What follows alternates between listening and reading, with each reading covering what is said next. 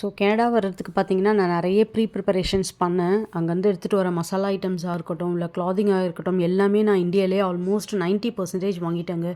நான் ரொம்ப டிஃபிகல்ட்டா ஃபேஸ் பண்ணது பார்த்தீங்கன்னா, இந்த வெயிட் தான் ஆக்சுவலா. எனக்கு வெயிங் ஸ்கேல் வந்து வீட்ல வந்து நம்ப ஏறி நின்னு வெய் பண்ற அந்த ஸ்கேல் தான் இருந்ததே தவிர, இந்த மாரி பெரிய ஸ்கேல் இல்ல. ஸோ இந்த ஸ்கேல் பார்த்தீங்கன்னா, அப்பா வந்து இந்த பழைய சாமான்லாம் வித்துட்டு போவாங்க இல்லைங்களா?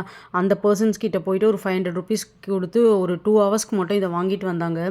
வெயிட்டும் பார்த்தீங்கன்னா, எல்லா வாட்டியுமே பேக் நானும் அப்பாவும் மட்டும் தான் எடுத்து எடுத்து விட்டு போடுற மாரி இருந்தது. என்னோட ஹஸ்பண்ட் ஆல்ரெடி கனடாலுக்கு வந்துட்டதுனால, எனக்கு வேற யாரும் இல்ல அத எடுத்து வந்து வெயிட் வந்து போடுறதுக்கும். ஸோ ஒரு வாட்டியும் பார்த்தீங்கன்னா, ஒரு ட்ரெஸ்ஸா வெளிய எடுத்து வச்சுட்டு, அது எவ்வளோ வெயிட் இருக்குன்னு ஆக்சுவலா நானும் என்னோட பையனும் ட்ராவல் பண்ணதுனால, அவனுக்கு 2 பேக்கேஜ், எனக்கு 2 பேக்கேஜ். அதேபோல ஹேண்ட் பேக்கேஜ் பார்த்தீங்கன்னா, 7 கேஜின்ற அளவுக்கு வந்துட்டு எங்களுக்கு வெயிட் குடுத்துருந்தாங்க. ஸோ இதில மேக்ஸிமம் பாத்திரங்களும், மசாலா ஐட்டம்ஸுமே எனக்கு வந்து 2 பெட்டி போயிடுச்சு. அதுக்கப்புறம் கிளாத்திங்ஸ் பார்த்தீங்கன்னா, அங்க போடுற அளவுக்கு ஃபுல் ஹேண்ட் கிளாத்திங்ஸ் எல்லாமே வந்து நான் ஏஜியோல தான் நெறைய பர்ச்சேஸ் பண்ணிட்டுருந்தேன்.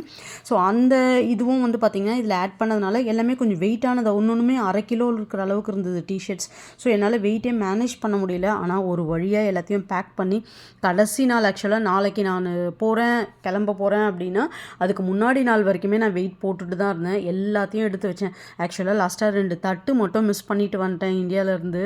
ஸோ தட்டும் எடுத்து வச்சு தான் வந்தேன் நானு. ஆனா அந்த வெயிட் எல்லாம் ஒண்ணு போடும்போது நான் சோஃபா அடியில வச்சதுனால அத மட்டும் மிஸ் பண்ணிட்டேன். ஸோ பேக்கேஜ் வெயிட் மட்டும் கேர்ஃபுல்லா நீங்க பார்த்துக்கோங்க.